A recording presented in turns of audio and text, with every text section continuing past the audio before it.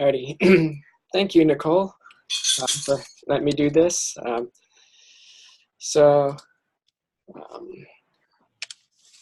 to get started, I'll start off with kind of giving the background on how I came to use Zoom and for the volunteer program with the Master Gardeners, and then also kind of what we learned from this program that we did with it, and then where we're going with it in the future and how we're getting the funding in order to expand it.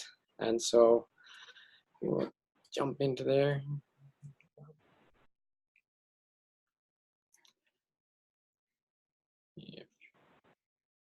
If the screen's going to move. All right. Yeah, you have remote control, but it might be stuck. So I'm going to go ahead and advance it to the next slide. Okay, so the situation that I got put in is when I got hired on, my predecessor was an area educator covering 10 counties. Between the time he left and the time they hired me, they switched it to just a county educator, but I'm the only horticulture person for these 10 counties. And with him being an area educator, he had multiple Master Gardener associations throughout these 10 counties. So to give you a little bit of idea of what we're talking size-wise with these counties, there are 44 counties in Idaho. These 10 counties, if you take the square miles of those, they're about the equivalent to half the state of South Carolina that I'm responsible for helping with the horticulture programming in. A lot of these counties are one educator county with no horticulture support except for what I offer to them. I've got a Master Gardener Association that's active, that's almost a 2-mile drive away from, a 2-hour drive away from where I'm at 80 miles an hour. And so it's kind of been trying to figure out, well, how do I still be able to offer these programs that they want in these rural counties without having the budget to go with an area educator. And then also in Idaho, we have some really good winners. So with my pilot program we did this last winter, our course started in January. The one site was an 1.5-hour drive away in good weather. They ended up getting 6.5 feet of snow over the course of the class. We had one night they actually canceled the class and everybody just got on Zoom from home because they could not get to location because they had 4.5 feet of snow with 12 inches of new snow and 40-mile-an-hour winds.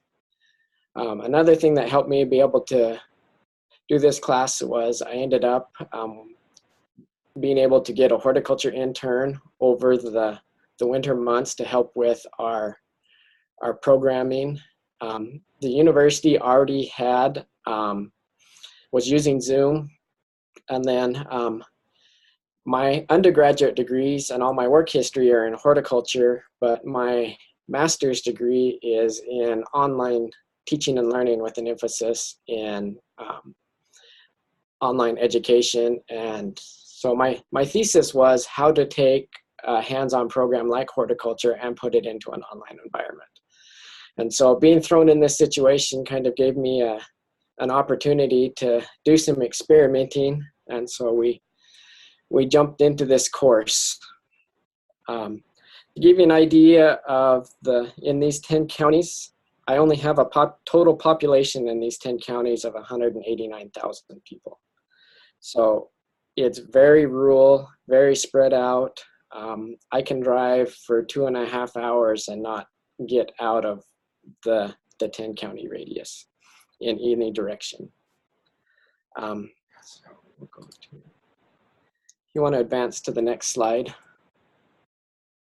Sure, and if you just want to let me know each time, then we'll do it that way. Okay.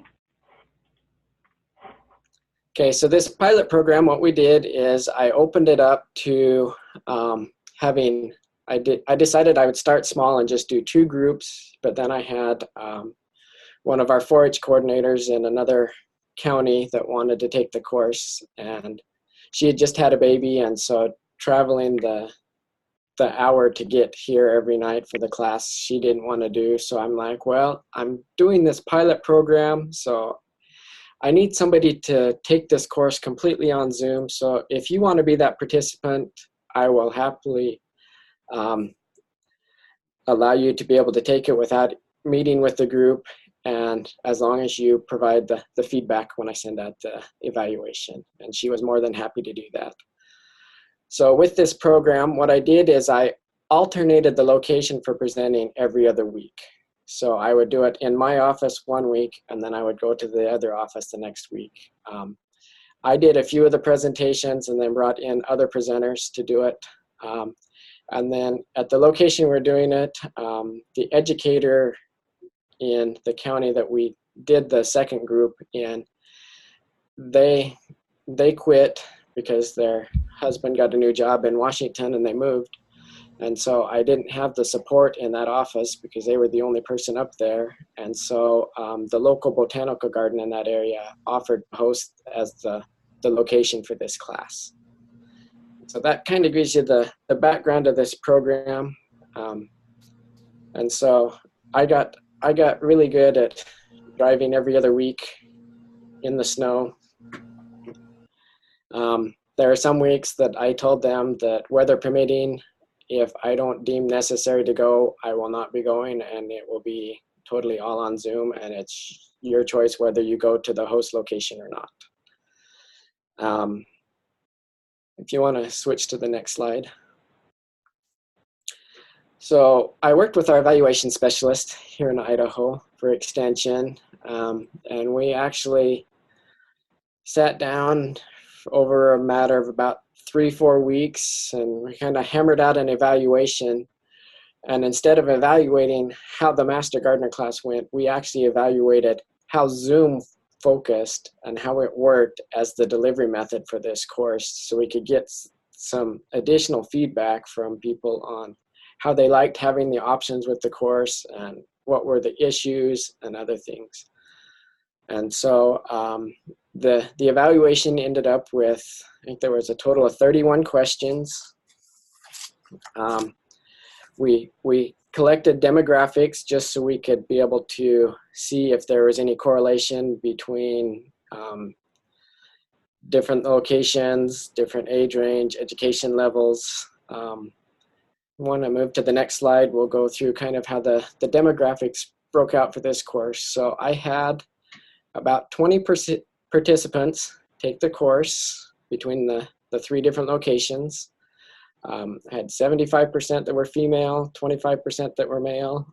Over 60% of them were over the age of 60, and 20% of them were between the ages of 41 and 50. So there was kind of a learning curve that with using Zoom with these older people that were not familiar with the technology. The interesting thing about this class, this was the class with the highest educated people that I've ever taught. Most of these people had 4-year degrees or graduate degrees. And so it was kind of a really fun class because we could get into some really good discussions on different topics, and they would bring up some really good questions. We looked at the location they participated from, and then we had 75% of the participants actually completed the evaluation. So we got some really good numbers from that. We'll move to the next slide. And so some of the issues that we ran into the biggest thing with doing horticulture online is your hands-on demonstrations. We learned that they were hard to receive at the remote locations. They were difficult to conduct. We didn't have people that were on site that could actually help facilitate those hands-on demonstrations, and so they were trying to watch these demonstrations over Zoom, and we realized that we needed to make some changes there. The one really big thing that a lot of people commented on was that the questions that participants asked were really hard to hear as long as the instructor did not repeat those. We've since taken that into effect, and I'll tell you what we're looking at to do in order to solve that problem a little later. And the big thing I found is where my background was in online education. I had teaching a class to a computer screen was nothing to me, but getting these additional instructors, other educators that I brought in to help facilitate this course, they were not familiar with teaching to a remote audience. It was kind of difficult for them. They would go stand clear in the other corner of the room, away from the computer. It was hard to hear them. And so I had to kind of help them. You need to stand a little closer over there to the computer so they can hear you. And then due to the weather, we did have some issues with internet connections and the sound clarity.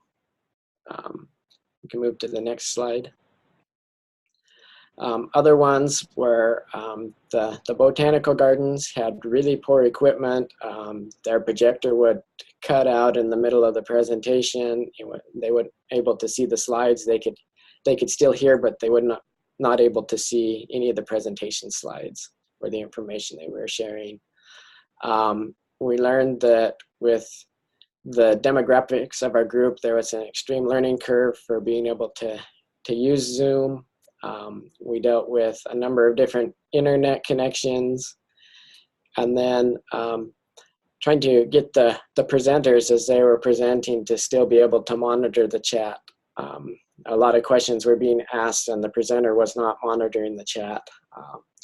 So about when I realized that was happening, I actually took my iPad and I would actually sit there when somebody else was presenting and I would actually monitor the chat so those questions could be answered. And so those were some of the main issues that we dealt with this course. We'll go to the next slide and talk about kind of the things what we learned. So the big thing I learned is people do not read information that you send them. So since this was a pilot program for this class, I sent out an email to all the participants with the application for them to fill out, saying that this would be a class that would be utilizing Zoom, so there would not be a presenter every time there.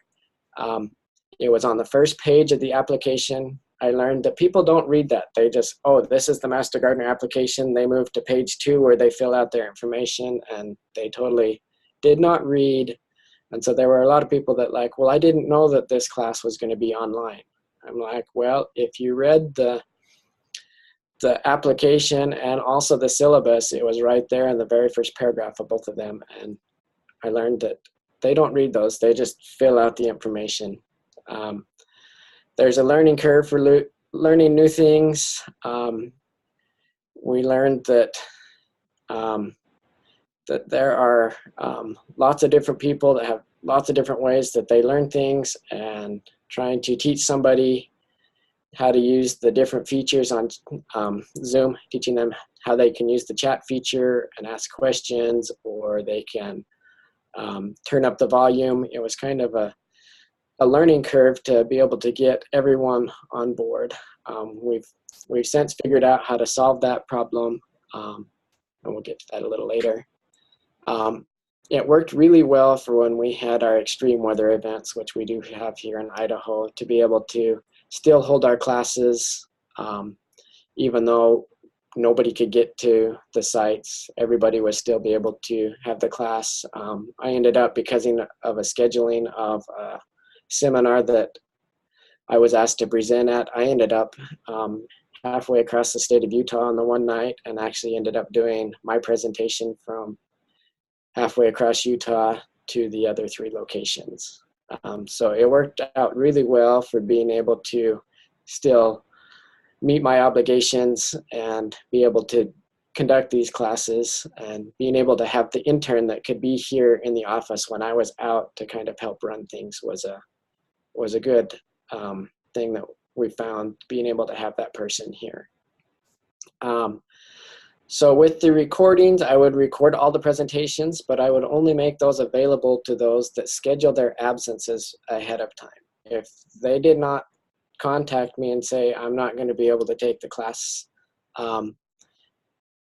it was like they didn't show up to class. I put in the syllabus that if you're going to be gone, please let me know, and I will make the recording available to you after class so you can still participate in the course.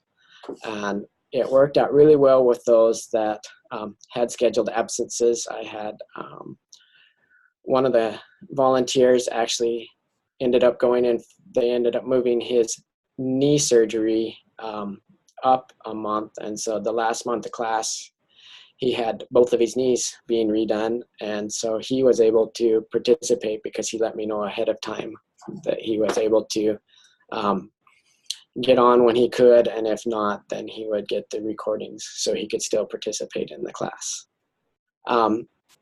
Another thing we learned, it gave us a great opportunity to bring in other instructors from out of the area. So where I'm at in Twin Falls County, I am in the south central Idaho, right at the very bottom of the border of Utah, Nevada. The University of Idaho, our campus is in Moscow, which is an 8.5-hour drive if you don't stop. And you drive 80 miles an hour all the way to get there. And so a lot of the instructors that are on campus, they feel kind of distanced from a lot of the educators in these other counties in the southern half of the state because they don't get to associate with them. And we learned that this provided us an opportunity to be able to include those in our volunteer training, being able to have them be able to participate from out of the area. And we learned that Zoom does not work the same on all computers. And so I'd have presenters come in and want to use their computer. We would learn that when they hooked their computer up to the projector and we got on Zoom, it changed the format. We had to go find different tabs because it moved them around. And so we learned a lot about how Zoom works, and it was kind of interesting to realize that it changes depending on what computer and how old the computer is, how well it works or not. So those are some of the things we learned. I think there's one more slide of a few more things that we learned in this. Yes, and Andy, there's a question in the chat box from Lori. She's wondering if you have a minimum number of absences that you gave a student. I told them that they could schedule, I would allow 2 absences if they scheduled them with me. But where the one guy ended up having knee surgery and was out for 4 weeks, it was kind of out of his control, so I made an exception on that, but he still was able to participate. And so, yeah, you've got to be able to set the perimeters up front in the syllabus and make sure you go over and remind people what's in the syllabus because they're not going to read it anyway. And so make sure they understand the expectations you have for them. So one of the things that we learned is that the need to still meet as a group for the personal interaction and associations. And so where we had the 2 different groups and then the one individual, there was a big difference between the interactions among those participants that came to the offices or the botanical gardens and actually met together, and the camaraderie that they got and the interactions they had and the questions they were able to ask each other and the learning that actually happened. And then it actually makes it a whole lot easier when they move on to get their certification, having these solid volunteers that know how to work with one another. So that's one of the things that we've learned, that even though you're trying to do an online class, you still need to be able to have that interaction with the participants. It allows for flexibility, being able to make changes at the last minute based on weather, schedules, having participants or instructors from other counties coming in and being able, calling and canceling like the day before because they're not able to make it because of a scheduling problem. It worked out really well to be able to allow them to do it from wherever they were. It's some of the things it was a little difficult with when we brought the entomologist in, so only the one group actually got to see all of the bug trays he brought in of the local bugs. The other group was unable to do it, but through contact with that other group and a program that they were doing. They actually contacted the entomologist, and the following week I was able to take a couple of the bug trays up to them that they were going to be able to use for an event that they were doing with some of the youth development that the Botanical Gardens offers up there. And so it allowed the participants up there also to still have that opportunity. And we learned that technology is great, but there are still problems with technology. It's not foolproof. It will cut out. You'll get kicked off in the middle of your presentation and have to log back in and catch up back where you were and try and get the slide presentation back where it was and try and catch up on the question that somebody was in the middle of when it went out. So those are the main things that we learned. So if you want to move to the next slide. So moving forward, I just found out 2 weeks ago that I applied for an innovative projects grant, and I was awarded that grant with $5,000 for additional funding to expand this program. So with this expansion, I've actually combined with an educator in another district, and that's a single educator, a really small county, like 10,000 people in the entire county. They want the Master Gardener program, but being able to have it offered, it's a struggle for them because they're an hour and a half away from the closest other office, and being able to get people up to do presentations during the wintertime, it was a struggle for them. And so when we met at a conference that we were both at, and so we found out that we were working on the same project together and both going to essentially apply for an innovative projects grant to essentially do the same thing. So we decided if we combined together, and so this next go around with a class starting in January, we are currently in negotiations on doing it at 8 different sites between the 2 different districts, covering about 2/3 of the state of Idaho in one Master Gardener class. The one thing we found is to solve the questions that people would ask the instructor that nobody else was able to hear unless the instructor repeated. I happened to be at a presentation that one of our 4-H coordinators was doing, and they were using the meeting owls. And so with this funding, we're looking at getting a meeting owl for each of these sites. So that way it has a 360-degree camera and microphone, and it will pick up anybody that speaks within a 12-foot radius of this microphone and actually zoom in on them. So it kind of really helps make them feel like they're part of the class, because the presenter actually gets to see them on the screen, that they're talking and asking their question, and it makes that available. We've decided, in order to solve the problems with the issues of equipment, that we're going to host it at extension offices with the educator support. So we've got all these other educators in these other counties that would like to offer the program have volunteered to actually host them at their offices and sit there with the people and provide the technical support that they need. We found being able to have the educator support there in that office, where most of our meetings we're such a large state spread out all over the place. Most of our meetings we do are conducted over Zoom, and so most of the educators are really familiar with how Zoom functions, and it makes it a lot easier having that support with those. We're looking at involving more out of the area instructors, providing opportunities from specialists, even out of our state, in other states, even nationally, being able to open it up and bring in other instructors to be able to give them kind of a different perspective than just what we're dealing with in our state, kind of let them see how things work in another state as part of the presentation. We're going to actually have a dedicated person in each office. So the educator in each office will be dedicated to monitor the chat to make sure that somebody is answering the questions and providing that support with the chat.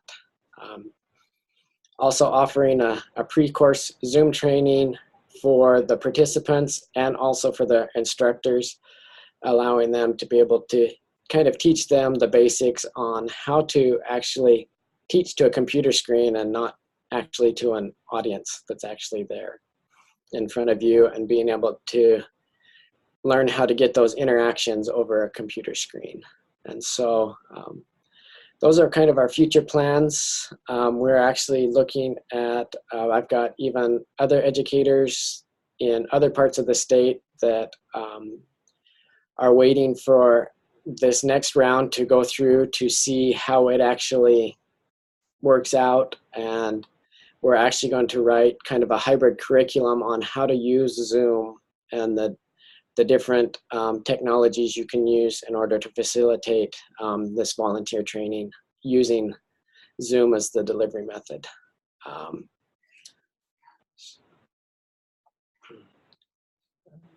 Yep, any questions? So we'll open it up to a discussion at this time, and I've got some questions for you, Andy. I do know that Kim has a question in the chat box, and she's asking, are you utilizing Master Gardener volunteers as chat support and other on-site support? Yes, I'm using we have an advanced Master Gardener program that we actually utilize with our beginning volunteer class. And so we bring them in kind of assigned as mentors to that class to kind of help them stay involved and active with the program, and giving them the opportunity to associate with all these new people that are coming into the program. And so that works really well. Mm-hmm. So feel free to type any questions or comments in the chat box, unmute your phone, and ask a question for discussion. And Catherine is saying that she'd be very interested in a pre-course training for instructors. Me too. That was one of the notes that I have on my page. Catherine did the Zoom platform this year and would love to help instructors gather some skills for this unique teaching platform. So Andy, I think Catherine and myself and some other folks on the call are asking, would you have the ability to share sort of your Zoom pre-course materials? Yep, I can. I don't have it available right now, but I can. I'll get it sent to you, and we can send it out to everybody. Okay. All right, and then we can also include that in the e-news blast that goes out to everyone, just to let them know that's available as a resource. Yep. Sharon's question is, can you assess retention of volunteers after online training versus traditional training? That's a great question. Where this course was just conducted in January this year, we haven't got far enough on that, but that is one of the things we're actually monitoring to see how well that they are going to stay as volunteers. Okay. Andy, one of my questions is, when I traditionally do the Master Gardener training course here in Hillsborough County in Florida, it's pretty much an all-day event. We do have homework assignments and videos that they watch at home, so they prepare for the classes. I'm always interested in the process that people take to facilitate training and manage volunteer programs. So one of the questions that came to mind is, when you're scheduling the Zoom training, is it for a couple of hours? Is it half a day? What's your time frame? Okay, so the way we do it is we actually do it. I found I get better participation if I do an evening class than during the day. I can get more attendees to come to the volunteer training. And so we do, it's depending on how we work out the curriculum, it's a 12 to 14 week program at 3 hours, one night a week. And then we'll give them homework assignments and additional information to study over the course of that week in preparation for the upcoming presentation. Okay. And then in traditional Master Gardener face-to-face training, there's a lot of interaction. So sometimes folks might find webinars to be a barrier for conversation and asking questions. Did you seem that that was a problem with using Zoom, or did you let people know, hey, feel free to chime in and ask questions? How did you kind of handle discussions? So we opened it up to use the chat feature. Feel free to ask questions. We found that a lot of the people were scared with the program at first and didn't want to ask questions because they weren't sure how to operate the program. But after having my intern at this facility and then our host person at the Botanical Gardens trained on how to actually participate in those chats, asking the questions, how to be able to get them involved. By the end of the class, we got more participation up front. Everybody was kind of scared. It was kind of a new program. They weren't sure what they were supposed to do, how it worked. So that's why we've decided we're going to conduct these pre-course trainings, kind of get them familiar with how Zoom works and kind of get the bugs worked out with them before we actually get into the class. And we're taking up presentation time doing that on that first class.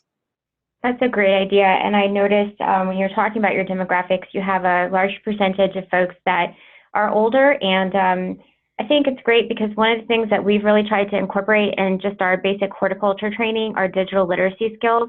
And this is just another way that you've been able to teach digital literacy skills to folks and, you know, introduce them to maybe a new technology that they weren't necessarily familiar with. Of course, it takes a lot of time and it takes prep and troubleshooting, but it can be very beneficial even, you know, from a non-horticulture perspective. So I think that's pretty great what you're doing. Congratulations on getting the grant to continue. I want to go over some of the other questions and comments in the chat box. Christine says from Wisconsin that they provide training for educators, and she's provided a link to the training. So Christine, if it's okay with you, I can send that out with the recording of this webinar to folks that weren't able to attend. And Christine also says the materials are freely available. In order to obtain a pro Zoom account, our users must take a 1-hour training. All right? Yeah, that's correct. Oh, thanks, Christine. Sure, I'm sorry. I was just gonna readjust. I was eating. Yeah, we do provide Zoom Pro licenses for all of our extension educators based on availability and also on training.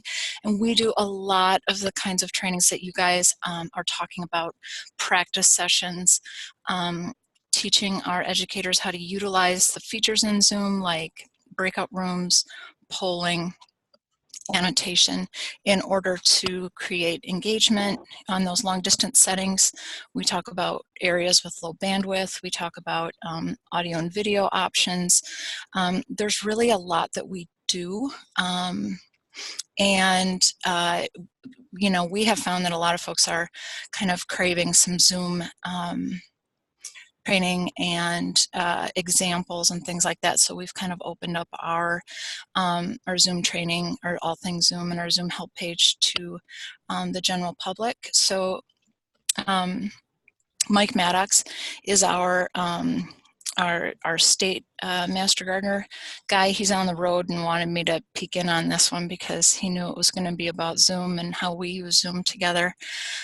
So I'm happy to, you know, if anybody wants to follow up with me, I'm happy to provide information, direct you to Mike, or help out in any way that I can.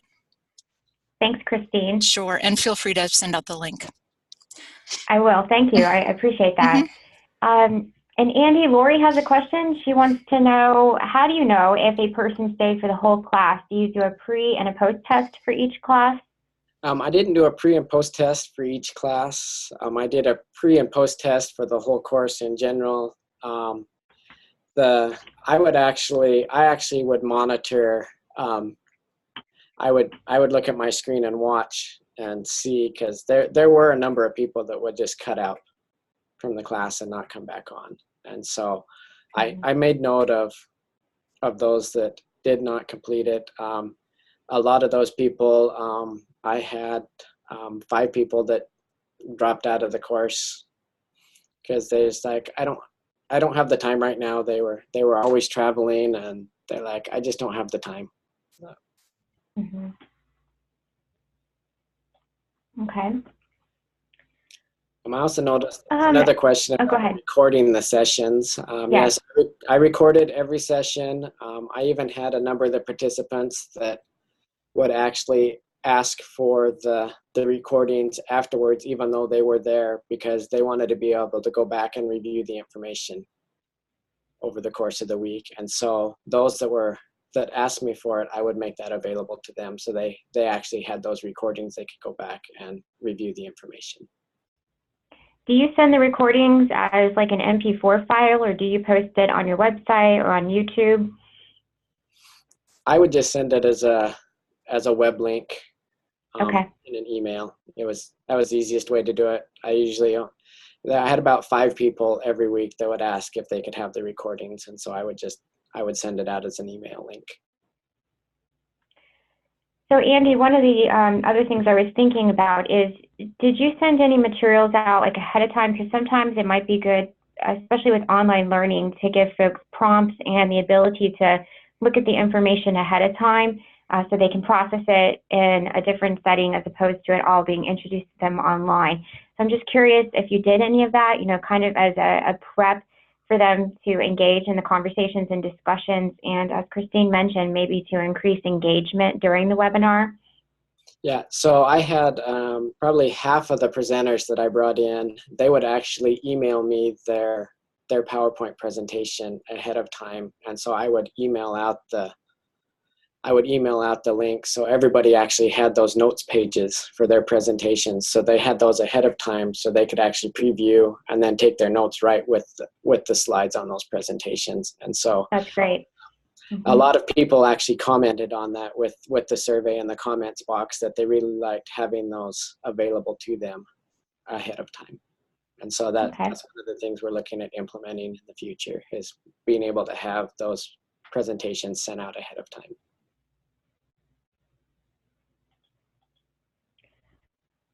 All right, and Andy, there's another question from Amy, and she's asking if each participant would log into Zoom separately, even though they were meeting together in a group. With those that were meeting together as a group, we had one computer at that location that would actually log into Zoom, and then we would actually connect it to the projector. And so they interacted with the audio on the computer, but we were actually using our big screen for the video link on that in those locations. We had a few people that were trying to log in at those locations, but then they wouldn't mute their audio, and we were getting a lot of feedback. And so they found it was just easier just to be able to, if they were on site, it was easier just to watch the big screen. Mm-hmm. And Christine just clarifies that usually videos are uploaded to Google Drive or another online storage, and then you send links to that file. Yes. So thanks, Christine, for clarifying that. Any other questions or comments for discussion? I think this is very interesting, Andy. I applaud you for doing this with your Master Gardener training. I can understand the value in it being from multi-counties, large distances, and even from a sustainability perspective, I always appreciate when folks offer an online alternative to actually driving somewhere. So I think this is a great approach. For me personally, I kind of would like to do a hybrid, a little bit online and a little bit still face-to-face. But where I could see the online Zoom trainings really coming in handy are with continuing education for veteran Master Gardeners, even, like info sessions where, let's say maybe once a year you want to talk about like policies or answer questions or have open discussions where people can ask questions about the volunteer program or their hours or concerns. I can see where Zoom could be very helpful, and there's probably many of you doing this already. But there's many applications to use Zoom in Master Gardener volunteer programs. So thank you. Okay, any other questions or discussions?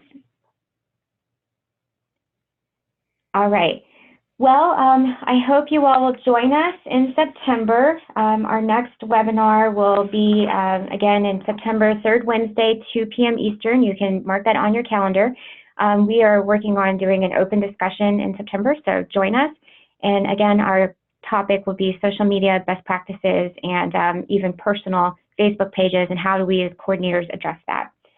All right, so thank you so much. Thank you, Andy. This was extremely valuable and helpful.